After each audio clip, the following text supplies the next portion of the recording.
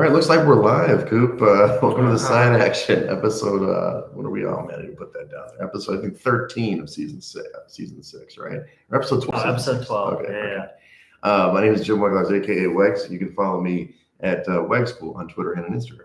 And I'm Coop, aka Dalton, if you will. You can follow me on Instagram at Dalton Cooper, on Twitter at Mr. Grumpy Gills. Again, we are the Side Action Podcast, back together finally again in the Edgewater Studios. Mr. Sir. Right at rush hour too. I mean, it's kind of dark. Don't fool yourself. It's not 8 o'clock. It is 4:30. It seems like. And it's kind of depressing. I'm not gonna lie. Yeah, well, winter solstice is coming though, so get excited. yeah, exactly. Then it's the shortest day of the year, right? That's what everybody looks forward to. We're going to Belgium. Obviously just got back Monday afternoon. It actually gets darker even sooner there. Oh, really? Shorter days. Yeah, it's about 5 degrees latitude further north. So it must be great in the summertime. Right. You get some really long days, but it was about 3:30ish when it was getting dark out. Oh, nice. Mm-hmm. Okay. It's pitch black by about 6, 7. So you're an early riser then? Not me, not on this trip, but it was a really good time. We flew direct, which is recommended. Okay. Went right to Brussels. The train system's incredible, and we got to Leuven, which is where my daughter's going to school. And 20 minutes on the train, no problem. We took trains everywhere. Went to Bruges, we went to Ghent, went to Brussels. Nice. You don't need a car, because we're discussing bring your scooter to Vegas, but there were scooters there and tons of bikes. Oh, yeah. But yeah, I had a great time. Had a bunch of cocktails. Got 14,000 steps a day in. So nice. How was the food? It was pretty good. Yeah. I mean, they had everything. It's not like you just eat Belgian food, right? Gotcha. I didn't know if you're strictly going mom and pop, or Well, if we're going the full Belgian experience. Or so what are you expecting? You get frites, so Okay. French fries, misnomer, Yeah. frites. Popcorn frites. They were invented in for Belgium. Spanish first of all. ones. Yeah. Frites, yes. Okay, really? I did not Yes, know that. yes. They were invented there. Yes, that's Okay. the first frite was made in Belgium. Huh. And then the waffle, the Belgian waffle. You've had right. that. Delicious. They've got a bunch of little stands you can get, and you're on the way to the train. It's like grabbing a bagel or something. You just grab it. You get Okay. this little Like street food kind street of. food. Is it they go by the euro? They do go by the euro. Is that pretty? I don't know. 107, 108. Like Okay. so, $1.07 to €1. So you lose a little bit, I guess. But Okay. it used to be a lot. Euro was a lot stronger at one Gotcha. time. So it used to be like $1.40 or something. Oh wow. So yeah, at one Okay. time. So That's we're not terrible. No, it was pretty close. I got back and all the adjustments hit the bank account. It was like 86 cents, 45 cents. It's like, that's crazy. whatever the exchange rate, maybe there's some sort of whatever arbitrage in there. And then they're known for the mussels. I don't know if you ever have steamed mussels. There's a place in Andersonville that has it too, Okay. Hop Leaf. So it's like, just kind of like this big bowl of mussels that they've steamed in like white wine sauce, and they're quite delicious. Really? Yeah, Okay. yeah. So Is it kind of like the oyster, or is it completely different from the oyster? A little different. I mean, Okay. you can get. I mean, I'm more partial to the raw oyster, but if you get oyster Rockefeller, that's like prepared of itself. This is like all kind of in its own juices, so to speak, with some Gotcha. onions and they said the white wine sauce. It was good. It was good stuff. And then they had all sorts of. We did high tea in each of those towns. There's a lot of like castle-looking places and things like that. I went with my mom and obviously my daughter, so it was like I was kind of subject to the ladies, whatever they wanted to do. I was just kind of the muscle of the operation. Nice. But yeah, it was a good time. It was very dark and rainy most of the time. About the same weather as we have beautiful weather in Chicago the last couple of days, but yeah, surprising. 45 rainy was kind of the norm. Par, if you will. Yeah, Gotcha. and in the end, a lot of cobbled streets, and Nice. it was beautiful. Horses and. Well, in Bruges, they did have the horse-drawn carriages. Okay. And I tell you, they were not pausing for pedestrians. There were tons of pedestrians. They would just come flying through, ring a little bell, and Oh, nice. coming through and making turns and shitting on the street. And, Nice. you have to avoid that. Okay. But no, Bruges is a very popular tourist location. Like if you talk about Belgium, oh, you've been to Bruges, that's the spot, right? Gotcha. Okay. Most people, I mean, they fly into Brussels, but like Bruges is the spot. It was cool. I mean, it just was a little touristy for me. I kind of like Ghent, and Brussels where we went was pretty cool. I got a couple nice cocktails everywhere we went. Yeah. Do you feel more cultured now? So cultured. Oh my Okay. gosh. I mean, I was in Europe. Gotcha. Well, just remember us little people whenever you make it big time. Well, we'll tell you one thing though. I mean, everybody there, at least, especially the shopkeepers and stuff, they speak like 5 languages, man. Oh yeah. They speak nice. everything. They speak mostly Dutch there. They say Flemish, but Flemish is actually it's like a dialect of Dutch. It's like a different regional dialect. And that's something of you Dutch. like get congested with. Yeah, I had a lot of Flemish in my throat before you showed up. But no, yeah, it's Flemish. I'm gonna get to the Flemish region, the Flems. But then but a lot of people, so like Brussels, they speak French primarily, and then all the shopkeepers they like start talking to you like Spanish. You speak Spanish? Like I'm not Spanish. I'm like, sí, pero no en inglés, whatever. But it's the Spain Spanish, not the Castellano. Yeah, it's a different. It's a different Spanish. Yeah, I would have no idea what they're speaking. Oh, so you're not cultured, is what you're saying. I'm moderately cultured. Okay, moderately. I was there for 4 or 5 days. What do you want me to do? Well, we as a podcast, I feel, put together, we can check the cultured box. So exactly. What's good? How's the jet lag been? That's probably the I'm a little question. tired, but you know me. I had a conference all day Tuesday. Was out till 11:30 at night. Had a date last night till 10:30, and doing the podcast today. I'm driving to Kansas City tomorrow. I'll talk about that later. But driving to Kansas City for the weekend for a birthday party thing. Man. Hey, can't stop, won't stop. That's why I'm gonna miss the Friendsgiving, which is sad. And then I got a nice ham coming. You got a ham? Yeah, honey baked ham. Yeah, a little honey baked. Yeah. I like it. I mean, if for some reason I get in early, which I can't imagine partying on Saturday, jumping in for 7.5 hours and rolling up to Steph's at like 4. It'll probably be like 6. So I don't know if you guys will still be there, but we'll see. But I'm basically gonna rest on Thanksgiving weekend. That's what I tell myself. Okay. So what about you, man? What was the weekend? You held on the podcast well last week? Yeah, it was a good time. Art jumped in there kind of towards the end. I saw there was a little comment there. Yeah, it was good. Vegas was good. We kind of just recapped that. But it's been pretty chill last couple days. I've been trying to get Luke on. I know he won't join us. Luke refuses to actually put a comment again. No, he won't even join us. Even worse. He didn't even join last week? No. We're supposed to go golfing at some point this week, too. So I might put him on the hot seat. I don't know. We'll find out. But no, it's been pretty chill. I mean, we had indoor Hamlin, and I'm trying to think what we did Saturday.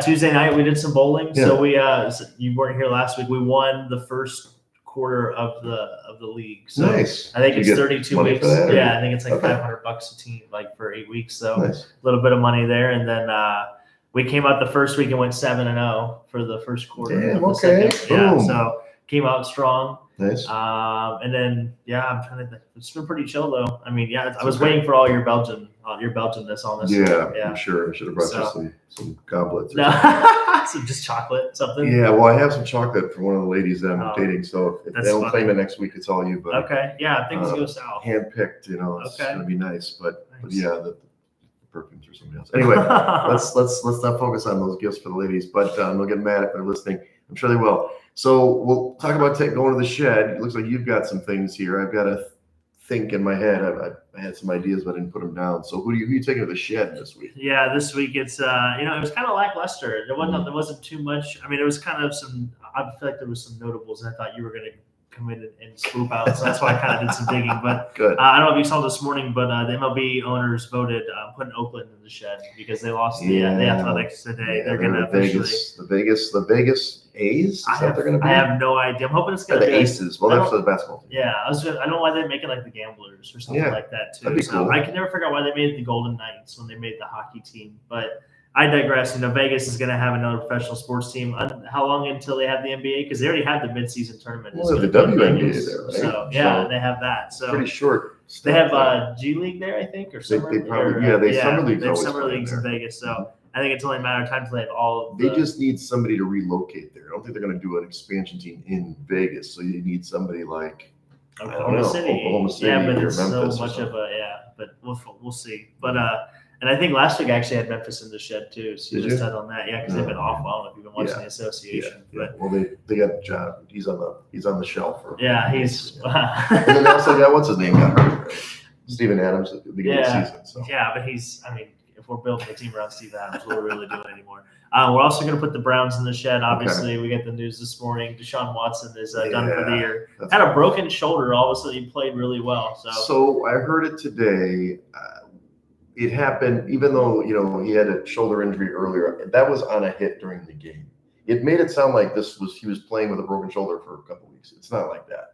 At least the guy from the Cleveland Beats today was saying that he got hit. He got sandwiched between two guys. If you watch the play, that was the play that broke his shoulder. It wasn't like he was just playing with a broken shoulder the Right. No, it was like the whole second half. He played, Yeah. but he was 14 of 14 in the second half. And he was running. Yeah, and he was playing really well. So I don't know if it's adrenaline or what. His best game as a Brown, probably. Yeah, and it just like I think it was last year this happened. It just got like it looked like he was just putting it back together, and all of a sudden injury done for the year. Yeah. So it's just same old Browns. For sure. I'm taking myself to the shed too. I got beat by 0.4 of a point in fantasy for the third time this year. Third time this year. I've lost. Wow. I've lost by 0.4 of a point and 0.2 of a point twice. Maybe we should go whip that decimal system. Yeah. So I think I'm 5-5 or I'm 5-6. You're in the mix. No, we're done for. It's tough. It's 18-team league, and we've lost 3 times. That it's just a lot of morale. Wow. Yeah, it's tough. It's been a tough couple weeks. You got some weeks now. So I'm taking myself to the shed, and then last, I don't know if you saw this today, but this really had me fired up. I'm taking the NCAA to the shed. Ooh. I don't know if you saw, they denied JMU and 2 other schools of their Division I eligibility and excluded them from postseason play. So and they're doing really well. There's a rule that when you come from Double 1A to Division A or Division I, you have to wait 2 years. And it's usually I've seen it in basketball. Yeah, and sometimes usually though they have SCS sprinkled in with FBS, right? Okay. It's usually like Division 1A playing, but this year they played all Division I. So that was kind of like hey, we played a whole regular schedule or whatever. So why can't we be? And the NCAA just gave them a finger. So NCAA is stupid. I hope this gets to their front desk. I hope they reach out to me in my DM so we can have a conversation. And they're listening to you. Yeah, I hope they're here. Yeah, I hope they're part of our tens and thousands of hundreds that are here listening. Yeah, well, who am I going to take to this shed? I mean, it's the easy one, right? Jimbo Fisher, or maybe it's Texas A&M. I'm not sure who should be. Actually, he's actually good. He's going to make all that money doing nothing. So maybe it's Texas A&M. Yeah. Not that they shouldn't have fired him, but now they fire him and the buyout's like $75 million. So the next guy that comes in, unless they're stupid again, he's probably going to make not that much money. So I know there's a good list of candidates, but Jimbo Fisher of Texas A&M, he's gone mid-season. He has been disappointment, but man, let's stop giving these 10-year contracts and have buyouts forever. I mean, can you buy me out of the podcast and I make whatever like this poker who's doing your litigation? Exactly. My God. So that was my shed that I remember I didn't put in, but I had it. Nice little Jimbo Fisher. Yeah. Shout out to him. And is there a better job in America other than a fired football coach? No. And I mean, Urban Meyer could be back in college football. Can you believe that? Yeah, he's actually he's on the list. Michigan State, heck yeah. Yeah, well, he might go to A&M. Nah. You don't think so? No. Okay, we'll talk about that. Dion, man. I know. Well, anyway. Well, let's talk about the Dub Club. Let's talk about the club. I did go to kind of a clubbish situation with Mom. Pretty funny. She got a white wine there. How was it? We got in before it started becoming clubby. Yeah. We were at this little place around the corner in Leuven from our place, and we get there and we're seated and we're kind of in the back, and then we're leaving. The place was jammed. And I'm like, Mom, hold my hand. I got to pull you through the crowd. Lights were going and they were. Hell yeah. So I didn't get her to dance or anything, but she did have fun. So anyway, but I made it before the bouncer was there with the red rope. So we made it in beforehand. Nice. So you are part of the. Yeah. It was Club Dub. I was pre-Club Dub. You guys know. How about you? What you got the Club Dub? Oh man, Club Dub. So we're gonna start with Tyrese Halliburton. I don't know if you saw him for the Pacers. He had back-to-back games against the Sixers with that in-season tournament going on too. He had back-to-back games. He had 32 assists and no turnovers. So that's amazing. He's had double doubles. And now this is updated because this happened last night too. Actually, 10 of 11 games now. So shout out to him. It's a good way for the Pacers. They are. I think the 4 seed right now. Okay. Obviously, it's early. I think we're 11 in this tournament. So really makes a lot of sense. But well, no, they're 4th in the East right now. Okay. Yeah. So I don't know what they are in their tournament. Yeah, I don't care about that either. But also we're going with Jaden Daniels. So they destroyed Florida over the weekend. It was 52-35 was the winning score. But he's the first player in FBS history to throw for 350 passing yards and rush for 200 in the same game. Gotcha. So obviously, when you do something that's never been accomplished in college football, it's pretty cool. So we'll put you in there. And then the rounding out. Oh no, I guess I have 2 more on here. We're gonna throw the Vancouver Canucks. Okay. Actually, I think they were part of the shed in one of our very first episodes really? this season. I think they lost a preseason game like 10-0. Oh, okay. But they got taken to the shed. I like the Sharks. Unlike the Sharks. The Sharks are the shed. So. But no, the Canucks are off to a hot start. They're probably the best team in Canada right now. They are 12-3-1. They through 16 games. They've got 25 points. I don't know if you know how hockey works. We can explain that off air, maybe. Yeah. I don't want to take too much time away from the NFL on this podcast. So they're obviously leading the league in point differential. They're plus 34. Actually, they have a 3-way tie on their three-way tie on their team for league in points. Mhm. So I think it's 34 points is what they're tied for right now between JT Miller, Quinn Hughes, and Elias Pettersson. There you go. So shout out to Vancouver. And then Charlie Woods, I don't know if you saw this. Charlie Woods' team down in Florida, they won the state golf championship. So he's a freshman. He shot 78 and 76 the 2 days. Nice. I think he was the number 4 golfer, if I remember reading it correctly. Okay. So, but maybe 14 years old shooting 78 and 76. It's pretty Not good. bad. But shout out to Dad because Tiger never won any kind of state championship in golf. And do you know why that is? Because they didn't have it. It didn't exist. That's exactly. They did win the junior amateurs the couple of years ago. Yeah. So, but shout out to Charlie Woods. Charlie, getting it done. Good for you. Good for you. Well, in my club dub, it's probably, we might have had him in last week, but we didn't have you did club dub in your own, so it'd be the Raiders. Okay. I know it's like whatever. They actually are having their own club dub experience, as you know. They're smoking cigars and popping champagne after winning a couple of games. But they not just won the first game, obviously after firing the coach, but they got the second game too. I mean, they beat the Jets. The Deader Cat special. Yeah, the Deader, like it was a double bounce. It was a double bounce. We'll see if they can. Dead cat, it was I don't know about this one when they get to Miami, but it'd be the deadest cat. it could be real dead. But no, I mean they're playing a little better. They're playing with some swag. I mean, I like that. They're excited about playing the football game that we all love. And Antonio Pierce has obviously got the squad. We'll see what happens against Miami. We'll talk about that. But for now, come on in, Raiders. Come on in, Club Dub. Max, you can show your tattoos off. Take off your shirts. Yeah. No, they have been playing much better. So my guy AOC, AOC. I know who he is. He played at Purdue. Yeah, right. It's the mustache that gets it for you. So that stash, like my cousin has a stash like that. I can't do it. I think we're rounding down here too. We only had 3 weeks of college left. I know college football goes so fast, but then you got the bowls, right? It's like a month of bowls, but more of a cereal bowl kind of guy. Yeah, me too. I had some this morning. So what do we got here? We got to get the big games. There's still continued big games in college football. Yeah, we've got obviously the wrapping up the conference play. So Utah is going to Arizona this week. Georgia is going to Tennessee. Kansas State at Kansas. Who never thought that'd be a big football matchup, but here we are. Yeah. And then you have Washington going to Oregon State, and Oregon State is actually favored in that game. Well, it's Corvallis. I heard that at night, especially the team has only lost one game in 3 seasons or 4 seasons at home. Yeah. And when they play those night games at Corvallis, it's tough. Yeah, the Beavers are powered by the moon. I don't know if you knew that or not. So they're going to be really having a damn good time. I'll remember to say that on my next day. Yeah, absolutely. So the power of bucktoothness is powered by the full moon. You had no idea. So who knew?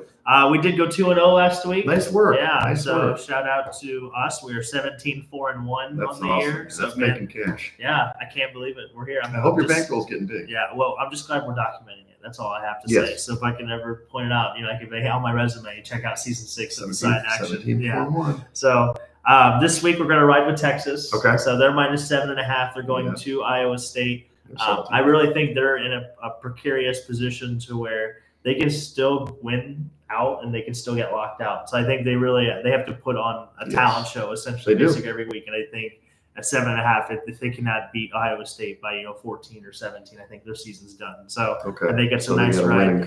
Yeah, I think they're going to cover. They're going to control the line of scrimmage really. I think really well, and they can just run the ball. It's not going to matter. And they're going to ride with Penn State. Last time I checked, they're -20.5 this week against Rutgers. They're not playing Ohio State or Michigan, so the top 10 team. Forget about it. Yeah. Anybody else? Right. Yeah. No, we like Penn State when they're not playing Ohio State or Michigan. So no, Penn State is they'll bounce back. Yeah, it's definitely a big number. I think it's actually a better value number. Obviously, the only good game Rutgers has played really this year that most of us know is the Ohio State game. So outside of that, I think Penn State's gonna be really upset. They're gonna bounce back. It's gonna be a good spot for them. So good. Yeah, I like it. Look for that defense to really lock Rutgers down. Yeah, Penn State's defense is pretty good. The offense, well, All right, well, let's go into the recap of Week 10 for the NFL. I like how you tried it. We couldn't get you the information. Sorry, everybody. Yeah, no, that's okay. We just shows the value of our stats department. Exactly, the stats department. Where were you last week? Eating frites. Waffles. It's waffles. Frites and waffles, chicken and waffles. Anyway, so the home road splits this way. Home was 8. Home teams were 8-6 this week. Now this one kind of flipped over. The dogs came back, so the favorites were coming back for a couple weeks now. Man, the dogs hit back. They were 5. They were really 8-5-1 this week. So I mean, what can you say? I mean, who can predict this goddamn NFL? Exactly. That's the Zach Suter. He always sends me the poodle, then he sends me like some sort of spaniel, and then he's sending like the big dog, woofing if you get something. But and then the overs actually hit a little bit bigger than normal this week, 8 and 6. Those are kind of balancing out, but it seems week to week you can't tell if it's going to be all favorites or all dogs. It hasn't been split. Spread came into effect a couple times because we obviously had a push as well, but still in the season it's only 12%, 18 150 games where the spread actually mattered if you didn't pick the right team anyway. So, side action, we were across the pond, we're trying to communicate. I didn't tell you this. So in action, what now happens is I send a text, and he usually listens to the pod, knows my picks. Then we talk on Saturday. This time, I just had to send him the picks. We were like dead opposite on every single pick. So it was kind of one of these things where like, oh shit, like okay, we had the 49ers together. Oh, hey, that came in by the way. They killed the Jags 34-3. But every other game. You texted me Jacksonville on your picks, by the way. What's that? I think you texted me Jacksonville for your picks last week. No, I didn't. No, I think you did. Absolutely not. Check the tape. I will be checking that. Check the tape. I'm checking it right now. But anyway, so then we just had to go down, and I originally had Indy. San Fran -3. Okay. Excuse me. There we go. Let's throw the flag. No, I liked it because I was with you. Yeah, that one was good. But yeah, so we differed like on New England, the Colts, and I was like, I think the Colts are going to win. And that one, we did have taken New England. I'm like, I can understand maybe Big Bill. I think you were, Bill, they're going to play for Bill. They didn't play for Bill. They tried to play for Bill. This is Mac Jones sucks. And that offense could not get a score. I mean, it was just painful to watch. It was like 10-6. I mean, get in the end zone, throw another pick, Mac Jones. And then they put in Zappy. He throws a game-ending pick, so that was rough. No. He threw a fake spike game-ending pick. To no one, right? No, the 4 Colts and one Patriot. Yeah. And then this game I was on Atlanta. I know you probably watched the game. The Falcons, they're playing against Arizona. Okay, Kyler Murray, come on, dude. Kyler Murray's not that good. What do you mean he's not that good? Who told you that? Everybody. He throws one of the best balls in the league. Yeah, when you can see over the line. Come on. Come on, dude. If he played good. He can take Arizona to the playoffs. He's a good quarterback. That was like 3 years ago. Yeah, but that franchise, exactly. I would argue they're even worse back then than what they are now from a personnel standpoint. Come on. Well, anyway, I was going to give him credit because he did play a very good game, especially scrambled more than I expected. The biggest play of the game, which ironically is very similar to last week or the week before when Josh Dobbs made this, 3rd and 20 run and he got the first down and Minnesota won the game. It was very similar. 3rd and 10. They've got him pinned back. He's running around like a crazy man. Did you see that? The Bijan Robinson view, if you will. That's what people call it. Is it a Bijan Robinson? Yeah, because he was the first one that really. It was pretty amazing. So we got that done. But either way, the Falcons defense can't get a cover. So I'm off the Falcons. We lost 3 in a row. You're quitting the Falcons? Yeah, for now I got to quit till they're getting, they're getting a lot of points. But so they didn't come through on us. He loved Dallas. That came through big. Your Tommy DeVito Giants didn't get it done. They lost 49-17. Don't play against Dallas and Jerry World. Just put it that way. They always cover at home. And then Seattle kind of failed us too. Friggin' Seahawks.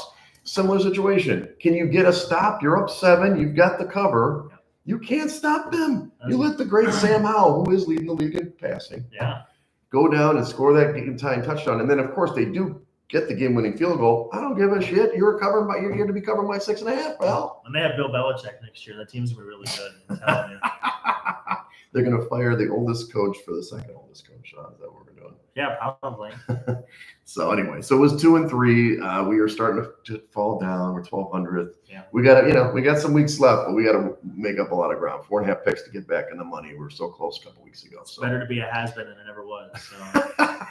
So what about your picks? It looks like you did a little bit better. No, we pushed again. Okay. We can't stop you can't going get the 2 and 2. I can't. Yeah, You're giving the VIG back. Yeah, all my mojo's in college. That's what I'm going to go with. That's my story. I'm sticking to it. So, no, the Saints. Derek Carr obviously got hurt. Josh Dobbs I didn't think he was going to play this well. He's a legend. Yeah. So, smartest person maybe out in the league now that Ryan Fitzpatrick is gone. Yeah, for sure. So, I guess player for sure. Yeah, he's a rocket scientist or something. That was just. Well, they were pimp slapping that team, yeah, and then they put Jameson, and he got 2 touchdowns. They had a chance. That amazing across the field touchdown. That was That was an jump amazing. ball. He's the only person in the whole league that would throw that ball. Obviously, he doesn't care. It's just wild. And He's then obviously the Raiders game we covered. Yep. I think we talked about. Mhm. I was on the wrong side of. I went against my Buccaneers, and yeah, I know. That's what happens when you leave me alone. I make these decisions. So.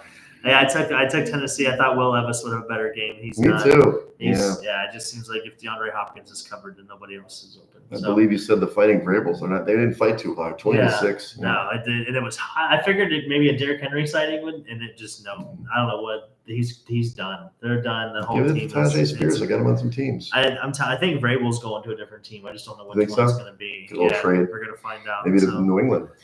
And then I took Cleveland. Well, good. Did you follow my advice? I was on my picks. I was all over it, and action would not go with me. And I understood why, because obviously, everybody's like the Ravens are this juggernaut, blah, blah, blah. And then they came out with 17-3. I'm like, you know what? I texted action. I'm like, look, I guess you were right on the Ravens. Good thing you stayed away. And then, of course, the great comeback. They were down by 14 in the fourth quarter and won that game. The Ravens have trailed for like 28 minutes all season, and they're 7-3. Well, they said that the other three teams that have had that scenario where they've only trailed by 28 minutes or 30 minutes or less, they've all won the Super Bowl. But they also all started 10-0. Yeah. So they've lost 3 games in the fourth quarter because the great Minshew could to come back on them too. Well, turnovers, I think have really plagued them, and especially in the fourth quarter. Well, and I'll say this about Lamar. The big plays. I do love Lamar. I think he's a great talent, and I do have him for MVP, future. But when you make that guy pass the ball, you've got to pass the ball, Lamar. You've got to get us, 70 yards.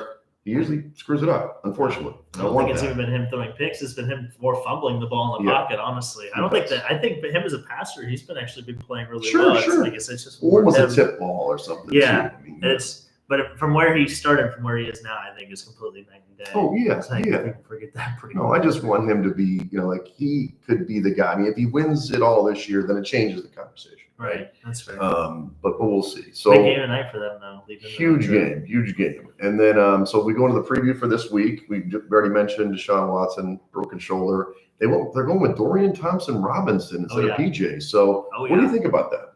I think if anything, it's an insurance policy. They're obviously not going to keep PJ Walker, and if they're going to talk themselves into saying that DTR was not prepared just because he only had 90 minutes, so I think if anything, they're trying to figure out what they have behind Deshaun Watson. So they kind of know what they have in PJ Walker. So they might as well find out what they have in DTR if they see a little bit of something. They obviously see something in practice. He had splashes in the preseason, and plus, they got to try to figure out a way to get a Deshaun's contract because it's not a very good proven track record for him to come back from shoulder surgery and just be 100% again. Yeah, hey, just get out there. Everything's going to go right back to normal. So I highly doubt that's going to happen. So if anything, I think this is them starting their quarterback their search. Yeah, what they said this week is that first of all, when he started this game, DTR started last game, against the Pittsburgh Steelers, right? Is that right? The Ravens. Oh, the Ravens. Yeah. So in this situation, he actually had like you said, like 90 minutes to prepare. Like, hey, by the way, you're playing. Yeah, like a Justin Herbert situation. Shit, what the hell? That sucks. But I want to remind you and the listeners out there, they did have Josh Dobbs before the season. Yeah, no kidding, right? They had him on the. Let's keep PJ Walker. He's better than Dobbs. Yikes! I mean, what would that have been? He'd be in the Super Bowl. They were talking about Ryan Tannehill too. They were talking about that he was asking for his release. And they were talking about even Mac Jones. Like Mac Jones, since they're going to sit around and play Zap everywhere, they should just cut Mac Jones and Mac Jones should sign for Cleveland. I don't know about that. I think Mac Jones in Cleveland would be. Well, let's see how he plays tonight. Or Cleveland. I'm sorry, he plays. Obviously, they're playing Pittsburgh. Let's see how he plays this Sunday. I'll give him. I don't know. Mac Jones plays. Justin Fields is starting this week against Detroit. That's moved the line. We'll talk about that a little more later. So we had the Badgett era. The Badgett era is over. But he did okay, 2-2. We forgot to mention earlier too. It probably should have been in the shed. Ken Dorsey fired from Buffalo, the offensive coordinator there. You know what I always remember Ken Dorsey of, besides him playing for the Hurricanes back in the day, was I think it was last year when they were playing the Dolphins, wasn't it? When he was like caught in the booth, slamming things down. Yeah. I mean, I love the fire, but maybe that's not the right guy to have at the helm of an offense that once was good.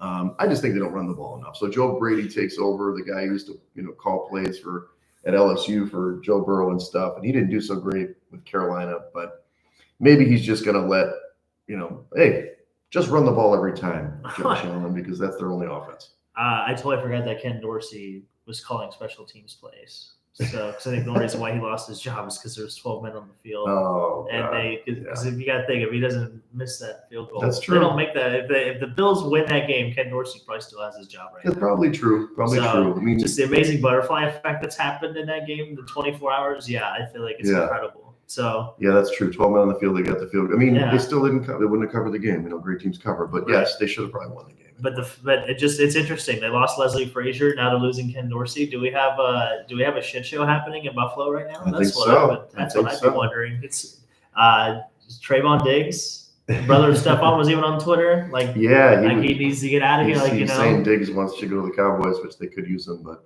big price tag. Yeah, that's not going to happen. Not right now. No way. So I only noted some big injuries, especially tonight. T. Higgins is not going to play. Trey Anderson is going to play. Scratching out questionable. Sam Hubbard is not going to play. So we'll talk about how that affects the handicap. And then Matthew Stafford is supposed to start. Stanley for left tackle. Ronnie Stanley. Was he playing? I'm not sure. I know he was questionable. Was he questionable? Check. Our stats department will check into that. But Matthew Stafford's on track to play for the Rams versus Seattle. That's moved the line too. Those are really the major injuries that I saw out there. I'm sure there's some that I'm missing out. Marlon Humphrey is also doubtful. Actually, he's ruled Marlon Humphrey is ruled out.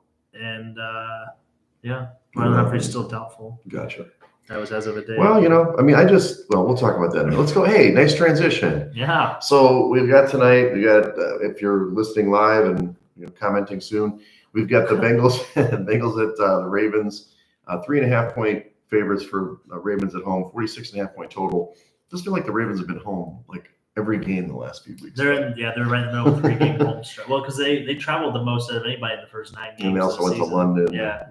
So Cincinnati, 3.5 on the road. It's almost like a must win. Let's do the Dalton. Is this a must win or can't lose? But really, I mean, at this point, you're 5-4, right? I think the Bengals are 5-4. Yep. Ravens are 7-3, sitting not pretty, but they've been in this position the last few years where they've been leading the division and lose out in the end. I just think the Bengals have to win this football game. I mean, they could theoretically lose it and still make it, but I mean, this would be another loss in the division. That's why I'm taking the points, bro. 3.5. I mean, I know that traditionally the Bengals play terrible in primetime. I've heard that in like one game in the last whatever. No, that's not true. They've won the last 6 in primetime with Joey B at the helm. Are you in division? I don't know about in division, but in primetime they're 6-0 in the last primetime. All I know is I've heard these stats. Maybe it's against Baltimore. Okay. But I was gonna say Baltimore's been like the Cincinnati killer. Yeah, they are. Lamar's 3-1 against Joe. Yeah. But I don't know. In terms of motivational edge, the Bengals have it. But I do think Baltimore's a better football team. But 3.5. Bad number. Yeah. As soon as I saw that, I was like, yeah, I'm going to do the Jimmy Wegs method here. I'm taking the hook, baby. I'm playing the hook. Yeah. Baby. Take it. So I'm with you. I would take the Bengals at plus 3.5. I'm so torn on this game because I feel like I definitely think this is definitely going to be an under game. Like this smells like an under. There's no T. Higgins. Everybody thinks that the offense are going to have a good day though because there's so many injuries on the defenses. But I think it's going to be a defensive battle. I think this is going to be your 17-16 game. Yeah, that's what I want. Hammer that under. I'm usually a big advocate of the over. I like rooting for points. Well, it went from 43.5 to 46.5 pretty quick. So people bet the over quickly. Yeah. But now at the point, maybe I would definitely take that under right now, though. But it's been so many straight unders on primetime. It's kind of ridiculous. I think what they say it's like 24-5 this year on primetime. So, but no, I'm with you. I think this is I can't lose to the Bengals, but yeah, to have 3 because even if they lose this game and then win, the best case scenario is they could split in division. So all those tiebreakers that they'd be in for the playoffs, it wouldn't matter. Yeah. So to your point, I think this is a must-win for Cincy. Take the hook, baby. I mean, Cincinnati's the happiest of all people that Sean Watson got hurt. Yeah. Like, thank God. I'm a chance. And the Jets, too. I'm sure the Jets were really excited to hear about that. The Jets. Yeah, the Jets. My Jets. Whatever. Okay, let's go to another game. There's no fancy games in London or Germany anymore, which was fine. So we've got Dallas at Carolina. So 10.5 point favorites. That's incorrectly placed, by the way. It should be plus 10.5 because it's a road team. Thanks, job. No job, Jimmy Wegs. Anyway, so Dallas is 10.5-point favorites on the road. And so, 42-point total, pretty low total. I love Dallas at home. You know that. I love that at home. 10.5. I mean, Carolina sucks. We all know this. But I don't know if you heard, Frank Reich's calling plays again. That's not going to matter. But Carolina's defense isn't that bad. 10.5 points. I'm staying away from this, bro. Big stay away spot. Originally, I had Dallas as one of my top 5, but I just feel like this is a total trappish game. They should be able to cover this number easily. If it was inside the 10, maybe I consider it. But the back door, we love the back door being wide open. That's fair. But I can't do it. I can't do it with Dallas, and there's no way I'm going to actually put this on a contest pick with Carolina. So stay away, Jimmy Wegs. Stay away. Yeah, I'm with you. I don't like the number either. It's that damn hook. It's always that damn. The first one we love it, this one we hate it. So sometimes it's hard to quit that hook. But I would take it. I would take Dallas, or I'd ride with the favorite. So they're going on the road. Dallas. I guess Dak has been playing probably next to C.J. Stroud, the best. Yeah, last couple games. Yeah, sure. last couple games, the best at the quarterback position. So they're eventually going to get back to maybe running the football. Probably not, just because they only have Tony Pollard and Zeke is. Give it to Dowdle, man. 5,000 yards. You can't get in from the one. Overdue. So we had a Brandon Cook sighting, which I think will help down the road for Dallas. I still think they're going to fall apart in the first or second round of the playoffs, like they normally do. But I think they could take care of business here in Carolina. I would feel comfy with it. I'm sure the defense will overwhelm Bryce Young too. So and Carolina's got nothing to play for. They don't have their own pick. So that's true. That's sad. We'll see. Yeah, Bryce Young. All right, here's back to what we just discussed before, Pittsburgh at Cleveland. This number is interesting. So it started, obviously, Cleveland was a 4-point favorite, which I thought, that's way too much, divisional game. Now it's dropped down to 1 right now in the market. Circa's got it at a pick for a contest. So 33-point total, which is rock bottom total, which is, we all know that these games are tough, but that's a really low number. I got to go with Cleveland here, man. They don't think there's going to be 5 touchdowns in this game. Oh my God, that's insane. Well, I mean, give me a break. They could get there with field goals. I mean, but I like Cleveland at that number. I know that some people are like, there's no way. Cleveland's defense is legit. You got to remember that Cleveland actually lost this game in Pittsburgh because it was like 2 defensive scores and stuff like that. Yeah. DTR obviously is going to have to play well in this game, but if he kind of protects the ball, I think Cleveland get it done. I mean, just so if you give me a pick at home, these teams are not even with the crappy quarterback play by Cleveland. Kenny Pickett, sorry, buddy. I was on you early. Yeah. Go on, buddy. So I'm on Cleveland. Now, this one's tough just because the Steelers have began to run the ball a lot better. They put Broderick Jones in. I don't remember our story time from a couple weeks ago from when the Patriots traded that pick so the Jets could draft him. He's been a huge asset to the Steelers running game. I think they had 200 yards. I think they had over 200 yards. They're starting to give the ball to the other guy. So, they're trying to get Jalen Warren involved. Jalen Warren had a nice game. This one's tough because I think line of scrimmage play definitely leans the Browns' way because the Browns have still been able to run the football all year. I mean, you saw against the 49ers, they controlled the whole line of scrimmage. Yeah. So I think from that standpoint, I would go with you. I think I'm with Cleveland. I would take the over just because how can you not? 33. Yeah, come on. Like, what kind of joke is this, right? Like, these are professional athletes here we're talking. If they can't get the ball in the end zone. These are not the Iowa Hawkeyes, okay? Right? Like, this is not Michigan State or Northwestern at Iowa in Wrigley Field. So I think this is going to be a little bit better. I definitely take the over with you on Cleveland. And this is starting to get really weird because it's 2 for 2 that we're agreeing on. So I know. This is weird. Yeah, this is bad Mind podcasting. Don't worry. It'll change. It's going to change. Okay, so here we go. The Bears are going to Detroit. We mentioned Justin Fields is back. Welcome back. Right now, the market says 7.5. Circa's got it at 8. This number was much higher, though. It was up around 9 points. Now, maybe that was with the Badgett news. So then they lowered it really quickly. The market just jumped all over with Fields. 47.5-point total. I do think it's too big of a move. And I know that Fields had a great game against them last year in Detroit. And Detroit didn't play well last week defensively, but this team definitely outclasses the Bears, even though they've been playing pretty good against the run. I will say that. Good job, Bears. 7.5 points at home. I don't. Something doesn't compute here. So either somebody knows something's going on with Jared Goff and his wife or girlfriend, whoever he's got, and they got some dirty pictures on him or something. I'm laying the wood here. 7.5 with Detroit. Really? Or 8 in the contest. Wow. Mm-hmm. I love the Bears this week. Really? Yeah, I do. I think a mobile quarterback is really going to give Detroit fits. Okay. I think Detroit is a good team, but they are suspect to good quarterback play. Okay. So I think if they can, hopefully Justin Fields learned a little bit from Badgett and just letting the ball rip instead of sitting and holding it forever. So we're going to definitely find out that way. But I think the athleticism of Justin Fields is going to. I don't know if the Bears probably aren't going to win, but they're definitely going to cover here. I think I could see this as a 3 or 4 point game. Okay. And you saw them step up and play well against the Saints. If they don't turn the ball over 5 times, they probably beat the Saints, honestly. So the Saints are pretty good. The Saints aren't obviously the Detroit Lions, but we could both probably agree that the roster of the Saints is way better than the roster of Chicago. Yeah, so for sure. For that game to be that close, I feel like it was definitely more self-inflicted. So I can definitely see the Bears covering here. I like them this week with Fields coming back. They got a little more juice. They have reasons to win. I mean, Eberflus is coaching for his job. So yeah, I mean he has been, but yes. Yeah. So I think they still have motivation to win. They still have Carolina's pick. So either way, they want to win the building. They're not packing it in yet. What about the total? See, I knew you were going to ask me that. I would take the over here. To your point, Chicago has been really good against the run lately. But I don't know if anybody runs the ball better than Detroit in the whole league. Maybe Baltimore, maybe is the other team, but I would definitely I would take the over. Obviously, like to your point, Goff's a better quarterback. So yeah, I like the over too. I wasn't setting you up. I believe that.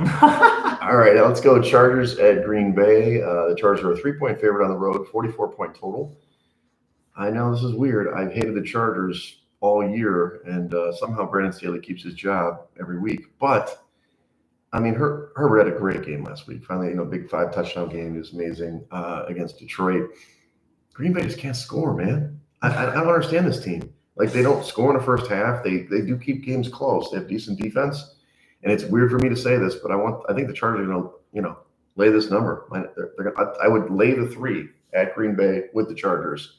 They're better than this Green Bay team. Wow. Well, I felt really comfortable with the Chargers until you said that. You never liked the Chargers. That's why give me all the Chargers. I'm flipping take back. Yeah, that's like if you don't like them, I'll take more of the Chargers. So, I love traditionally. I love the unis. I love the team, but no, I'm with you. It's such a quarterback mismatch. Yes.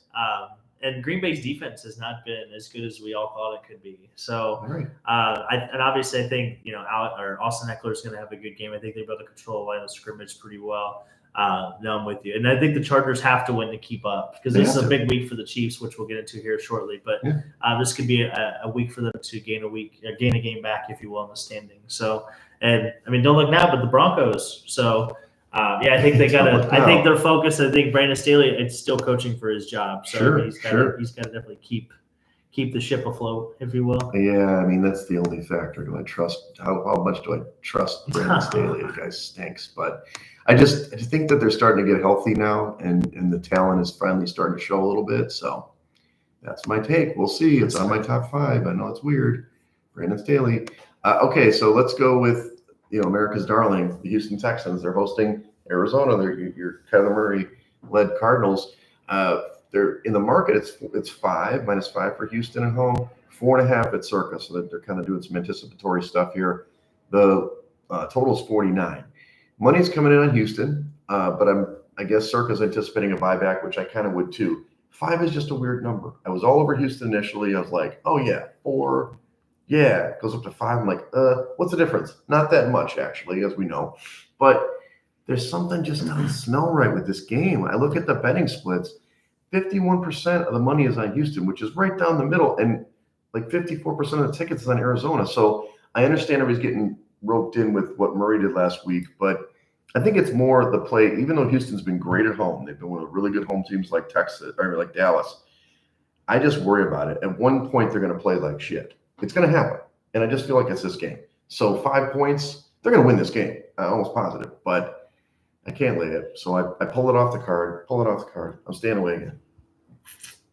I'm really tired of your Kyler Murray slander, and it just started already. Just this, man. He is a top 10 quarterback in this league.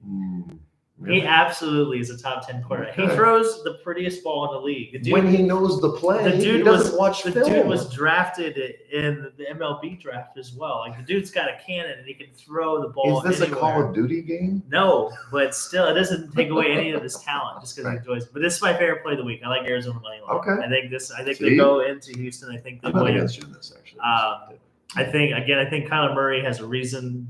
I think taking the game away from somebody, and he probably talks about this too. I think gives them perspective. So I think, all that crap you heard about before about not taking it serious or not watching the film. If you take that away, I think maybe you come back with a different perspective and approaching it differently. So, and I think you saw in his play last week, he came back and he looked like he hadn't really missed a beat. He probably had a couple throws that weren't Kyler, as well as he'd like, but. For him to not play basically for 12 months, he looked pretty decent. So I think he's only going to get better the more he plays. So it's a play on Arizona, not necessarily against Houston. I think Arizona's going to be one of the most undervalued teams in the market moving forward. So I think as we're starting to punt on them, I think as they get Kyler back, we can start to buy back in a little bit more, especially for those backdoor covers and stuff like that. So love the backdoor cover. Yeah, but I love Arizona this week. James Conner, I think, is going to have a good week. He helps a lot. I think, again, with their RPO game, they have one of the best RPO games in the league with those two. And with him out of the lineup, Connor, they definitely weren't as effective with Dobbs. And then when he came back, and then of course Kyler got the benefit. But I don't think you're wrong. That's why it was like Houston or pass for me here, because I felt something weird. Obviously, a lot of people feel like you do. We'll see. I still don't think Arizona's roster is very good besides those players. So, but we'll see. Let's let it play out. You take Arizona, no problem. I'm just going to watch from afar. How about, can I interest you in a Titans-Jags game? Oh, man. Now, I want to say something weird about the Jags. They can't win at home. What the hell is the matter with this team? No, really. They've lost like 3 games at home already, or maybe 4. They're undefeated in London, though. They're 2-0 in the real home. That's right. They're real home. The Jaguars. So they're 7-point favorites at home, 40-point total. Again, I love their low total here. Oh, man. I was going to take this game too, but it's like divisional rival, the Fighting Vrabels. I do think that the Will Levis situation isn't great. I think he's just starting to, hit some speed bumps, so to speak. So it would be Jags or pass for me, but they didn't make the top 7 picks for me in this game. So I would lean Jags, but I'm not gonna put some money on the line in this one. And I would probably go over this total of 40. Yeah, the analytics tell us that home dog of 7 or no, I guess the Titans on the road here. So right. The analytics would tell us to take the Jaguars. Yeah, so, of course. I'm with you. I think it's a bounce back spot. They got embarrassed last week. Totally. I don't think Tennessee has any motivation to win. To say they're not even using Derrick Henry. He looks like a shell of himself. They got to put back the Oilers jerseys. I don't know what. Apparently, it's the only time DeAndre Hopkins can get open. So maybe it's the color. But no, I think Jacksonville's the play here. I think their defense got embarrassed. They're going to have something to prove. They got to play better. And like to your point, they haven't won one at home yet. They have to win with the pool, right? They have to. You got to have the pool. You got to jump in. They have the stadium swim. So. No, I'm with you. I would play Jaguars this week. Even obviously it's not the greatest number at 7, but I would tease it up to 10 and feel pretty comfy with it. Oh wow! Well, outline, get some more money in there. So, but if Zay Jones comes back this week, Doesn't he got some charges against him or something? I'm not real sure what's going on with him. I keep trying to read about it on Twitter and I can't really find anything credible. So that's all right. But he is a big difference maker. So I guess in the meantime, if it's not Zay Jones, it's got to be Evan Ingram. Okay. All right, well, let's go. This is your squad. The Raiders going to Miami here. 13.5-point favorites at home for Miami, 46.5-point total. I'm not sure how high this is going to go. It started off around 11, I think, as the opener, and now it's up to 13.5. I can't go that high with Miami. I actually would pick the Raiders. They were in the top 7 picks for me just because it's too many points. Even though we know Miami is the bullies of the AFC, like Dallas of the NFC, they usually pummel people, especially coming out of the bye here. But something about these Raiders, it's just too many friggin' points. I think they're going to win the game, but I mean, Miami is not going to just destroy them. Since if it was like the Bills or something, they'd run it up on them. I don't think they'll run it up on the Raiders. So it's just kind of a game for me. Just okay, that's fair. Just a man game. I know you're on the fence here. Oh yeah, I think right now Miami is probably the most undervalued team outside of Arizona. Yeah, outside. Well, no, I'm just saying for the team that's actually going to maybe make a playoff run. I think right now is where if you're going to buy a future on Miami right now is the time. So their defense is only 500 team they're playing here. Yeah, their defense is only going to get better though coming out of the bye. They didn't play very well in the first 7-8 weeks of the season. They're probably only going to get better. As we all know, Vic Fangio can coach. He can. And I know we've been talking about that all season. It's going to happen eventually. It has to happen, right? Otherwise, what's the point? Otherwise, it's going to look really different next year. That's all I have to say. But no, I like Miami this week. I like the over. I think Miami might be able to get the over by themselves. So, sure. Coming out of the bye, I would take the Fins here. I don't like the 13.5. I like it better at 11, but I think it's probably a 14 to 17 point game for sure. I just don't see how the Raiders offense can keep No, I up. think AOC is going to struggle on the road on this one for sure. And not even just Fangio, just, first start, big start on the road. It's going to be tough. It's just whether Miami will take advantage of it. Raiders defense has been decent. They haven't really been blown out all season. So no, that's fair. Keep it kind of close. But yeah, I got it. All right, here we go. How about the Giants and Washington, a storied rivalry that is kind of crappy this year. So it's currently in the market is 9 for Washington at home, 9-point favorites, 8.5 in Circa. So they expect some buyback in on the Giants. 37-point total on their low total. I'm on the Giants, dude. I know it's weird to say this out loud. I said it. It's not has nothing to do with Tommy DeVito, who we know sucks. I just think Washington isn't that good. I think that they are better when they are expected not to win. They usually Sam Howell plays great on the road when they're supposed to get beat by 7 points or something. But at home, when they're supposed to cover, they just don't play well. So too many points here, even though it's Tommy DeVito. This isn't as big of a number as Dallas was laying, and obviously they took care of business. But I don't know. I like the 8.5, so I'll take the 8.5. Thank you for taking the 8.5 for the Giants. This is my stay away game. Yeah. Good idea. That's all I gotta say. Stinky. I'm smells. I'm pleading the fifth. It's like that guy on the train last night. I was riding home. I'm taking the Robert Saleh road on this one. I'm pleading the fifth. But no, I think that number's like right at where I would take Washington, but it's like it's that 8.5 or 9. Like 9's right at the number. If you can get it at 7, I would take Washington. If you get it at 10, I'd take the Giants. So, what happened to Tyrod Taylor? Do we know? Why isn't he playing? He's hurt. Tommy DeVito lives at home with his parents. I know he does. Yeah, I know he does. He's talking about his mom still doing his laundry and stuff. Like when they quoted him on Sunday Night Football or something. I was like, why would he think it was okay to say this? He probably should have said that out in public. Right. Like why wouldn't he talk about anything else other than what his home life he probably gets some good home cooking. I mean, that's great. Mama DeVito is probably a lovely woman. Nothing bad to say about Mrs. DeVito whatsoever. But why in the world would he talk about that? He should have said that. Yeah. He's going to be hearing that at when he's calling it 666. Yeah. Hey, is your laundry done at home? Yeah, how's the cookies from your mom? Yeah, exactly. So, and I'm sure she makes a great cookie. Yeah. Meatloaf. That would be really funny if they changed one of his calls. Meatloaf, mama's meatloaf. And then, hands it off. She's Italian. There's no way she makes meatloaf. She makes meatballs. Yeah, meatballs. Mama's meatballs, right? Whatever. Anyway, we'll stay away from that shitty game. Yeah. No, it's gonna be that. That's gonna be a real barn burn. I would definitely take the over though, because why not? 37, so low. The Giants' defense is so bad. Though. Yeah, they're bad. So is Washington's. Yeah. They're bad. All right, so Tampa at San Francisco. This is in the afternoon window. This should be. I don't know what to say about these games this week.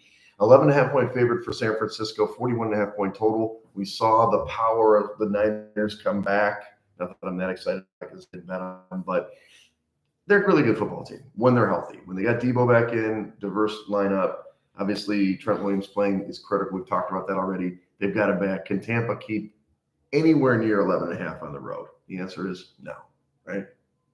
Yeah, no, not at all. It's a super low total, too. 41.5. That basically means they expect Tampa to score like 10 points. Yeah, that's what I was like. Can Tampa score more than 14? Is still what they're asking. Right. But no, I'm with you. I'm with San Fran. I think Trent Williams coming back. They're going to be able to run the ball against Tampa, which most people don't. But I think obviously this is the team that can go in and move them.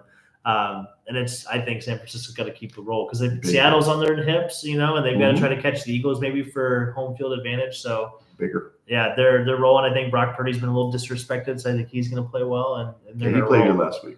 So now I'm with you on the San Fran train. Okay.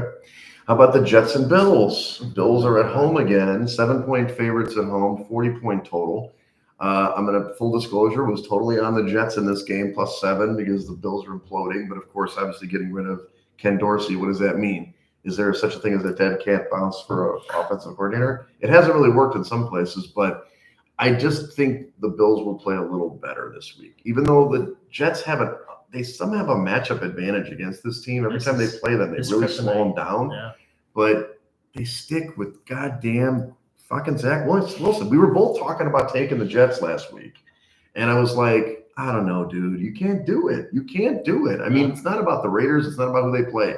They've scored like 1 touchdown since Zach Wilson has taken over. Like one, they've 25 field goals or something. And one goddamn screen pass sorry to get upset, America. Nothing makes me more uncomfortable than putting money on Zach Wilson. Exactly. You can't do it. Yeah. And that's exactly what I told him last week. I'm like, I understand your comment about the Jets. Zach Wilson's still quarterback. Yeah. Put anybody in there. I mean, Matt Barkley, not good. He's Put probably better. Tommy DeVito's mom back Tommy there, for God's sake. She makes great cookies. Sad, huh? Yeah, like, God, I'd rather have her Mama's than Zach meatballs. Wilson. Mama's meatballs. Yeah, but anyway, let's stay away from this game. I'm sure you're on the Bills here. Oh, yeah. Yeah. This is I would take the Bills. They have to win this game. They have to win. If they don't win, they're going to be, Will what, they fire 2 games? McDermott right away? Well, they'll be, what, 2 games or 3 games out of the AFC East? Oh, They'll be yeah. 2 games back. So They're basically, the game with Miami will basically be a wash at that Mhm. point. So, Mhm. yeah, they have to win. I don't know. That's such a tough number at 7 because the Jets defense is definitely going to show They're salty. play. They're Oh, gonna, they love playing ball. yeah, and they love playing Josh Allen. They do. He gives the ball up. Yeah, He lost the game last week. It's Yeah. like, and I love Josh Allen. Like I told you when he came in the league, I'm like, oh, I love this guy, big arm guy, Wyoming dude, whatever, blah, blah, blah. gunslinger. And since Dable left, he just turns the ball over left and right. You just can't do it. He plays hero ball. Outside of the 13 seconds game, this is probably the Yes. most pressure Buffalo has faced since that moment in time. So it's a must This is win. going to be a huge game for Buffalo. Yeah. Like the building is going to, I almost feel like it's going to be like a tension in the building. Mhm. It's not going to be like the excitement's going to be like, oh Right. shit, what's going to happen this week? So that's never a good thing either. Yeah. Okay. Well, you lay the points. It's going to be like at a distance. Safe Yeah, we're distance going to hang out in the away. parking lot And watch when they finally they knock Zach Wilson out of the game. They bring in Matt Barkley and he takes him on a game. Yeah, exactly. They win by 14. Yeah, it'd be ridiculous. amazing. Okay, so let's talk about Seattle and the Rams. This is an interesting game in the this is a NFC great game. West. I mean, again, Circa has Seattle as a 1-point favorite, but in the market right now, it's a 0.5-point favorite. This is down. It was up about 2.5 and dropped when they talked about Stafford. So it's a pretty big move with Stafford, 46.5-point total. We talked about how Rippon played. We were confident in Rippon a couple weeks ago. He played like shit. So obviously he's got the good receiver there when Stafford comes back. And the Rams beat Seattle before up in Seattle, if I'm not mistaken. Week 1. Yeah. So I mean, it seems to be there's a lean to the Rams here. I will tell you that, and sorry, Ridgeway, which I texted her. It was like 2:00 in the morning Belgium time, and I was like, "Fuck your Seahawks," because they blew the cover again. They can't cover the games. They barely beat Cleveland. They covered that game, but it was very late. So I definitely them covering. It's not a big number, but some Rams are past here. They're not in my top 5, but they're Rams are past. I love the Rams this week. They're healthy. As you do. So they got the right tackle back. They have Stafford back. They have a full complementary of weapons. I like the Rams here. This is one of my favorite plays of the week. This one made the Beaver Coop special. Yeah, the Beaver. This is the Beaver Dam pick of the week for those of you that follow us on the The weekly Beaver basis. Dam's exploding. Yeah, the Beaver Nation pick of the week. So no, I like the Rams here. Their defense is suspect, but man, Geno's to your point, Geno just keeps turning the damn ball over. I feel like they would be better if they just turn and hand the ball off 30 times a game and made Geno only throw it 20 to 25 Yeah, times. and I think that they also their defense doesn't hold up in the fourth quarter. I don't know if they're undersized, and you always talk about that with Carolina, but they just get beat up in the fourth quarter every time. Yeah, and so I love the Rams this week. And to that point, you should probably go with the Seahawks. So we'll see. The Beaver Nation. So let's go to the night games. We got Sunday night game, Minnesota at Denver.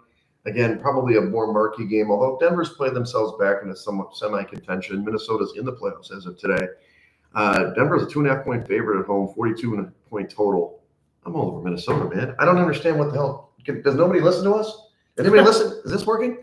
Is this on? Minnesota has been playing great. I was dogging them last year. They won all these games kind of in a bullshit way, come from behind, blah, blah, they're at it again. But this year, they actually are playing defense. We have Last year, Brian they didn't play Flores. I understand Denver's had 2 good games. They beat Kansas City, kind of surprise spot. They beat, obviously, the Bills last week, which was a good win.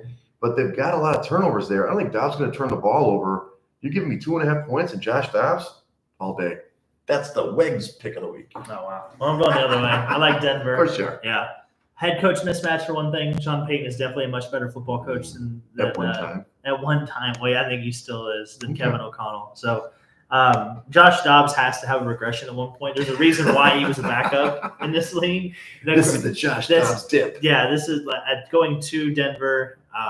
There's not really much of a rest advantage coming off the Monday night game since they're playing Sunday night. So that's a good thing for Denver as well. But I think they have a lot of momentum on their side just as much as Minnesota does. So I like their ability to run the ball. I think it's going to negate some of that pressure that Minnesota can present. And they have Javonte Williams and Samaje Perine And I think they're going to make just enough plays in the passing game to squeak by. So I like Denver. I think they cover. I think they win by 3 or 4. And they're at home.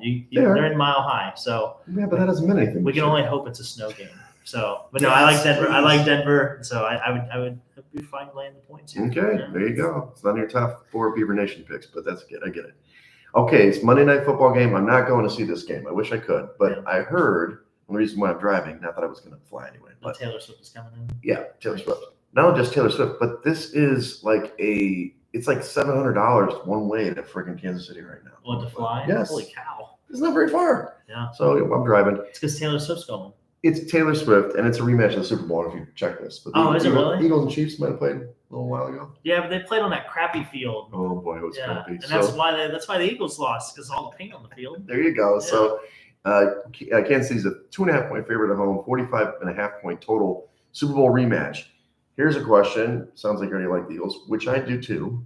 I liked it a lot better when it was at 3. I was like, stay. Of course, everybody bet that down. So it's going to stay at 2.5. It's not going to move because unless there's some crazy news that Hurts isn't going to play or something. But what about this total, 45.5? Now, I know the Chiefs haven't scored much this year, but the Eagles certainly can, and the Eagles' defense isn't great, so I'd probably go over. I know it's a primetime spot. Oh yeah, I'm taking the over.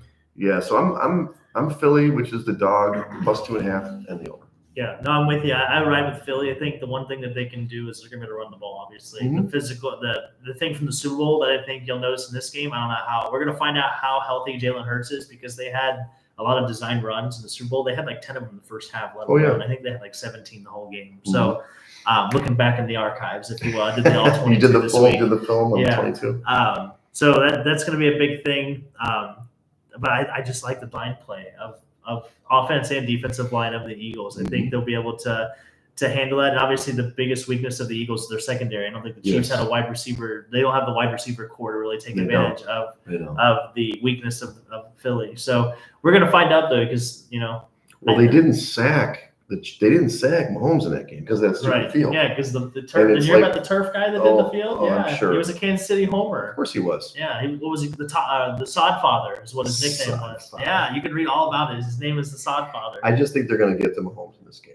I think that front line is going to get to him. And in the end, if the Chiefs, Pacheco's really key to this game. They got to run the football. And if they can't run the football, Jared McKinnon's going to be the key because it's going to be the dump off machine. He's going to have probably 6 to 10 catches in this game. Oh, you like the over? I would take him in all your props. 2.5 catches. Yeah, I would take him in all your props because whenever they see pressure packages, he's the one who usually comes in to catch those. Yeah, number one. Yep, it's him and Kelsey since they don't have a wide receiver. So yeah.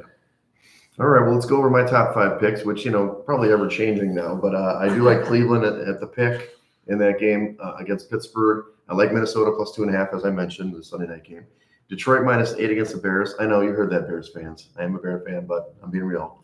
And then the Giants plus 8.5. That's a little risky. And the Chargers minus 3. So kind of a very, very group of picks there. What about you? I can't believe you feel comfortable betting on the Giants, but don't like the Bears. So you feel more comfortable betting on the Giants than you do betting on the Bears. That's terrible. Absolutely. That's no question. Detroit's a way better team than Washington. A tough pill to swallow. But anyway. I'm gonna ride with San Fran this week at minus 11.5. I'm taking the Redbirds with the Cardinals at plus 5. That's right. We're taking the Beaver Nation pick of the week at the Rams minus 1. And then we're going with the Rams are getting plus 1. So forgive me, I have that written down wrong. And then we're going with Jacksonville at minus 7. All right, I like it. Plus 7, Jags. Plus 7. So we don't know a lot about minus 7. We're not really against each other in these picks this week. I feel weird. Yeah. No, you should have put the Bears in there. Yeah. Well, I just, it was the 5th pick.